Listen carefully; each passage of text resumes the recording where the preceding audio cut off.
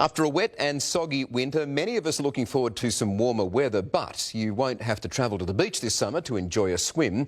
11 new pop-up sites are opening right across Western Sydney and they're free.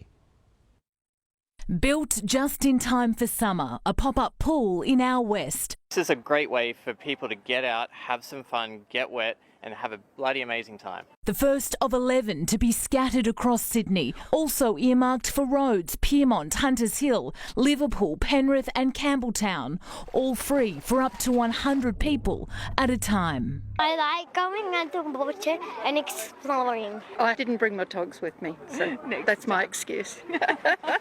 Hot temperatures this weekend welcome relief. Unreal, absolutely unreal. Couldn't get better. Oh, jeez, pissing rain at home.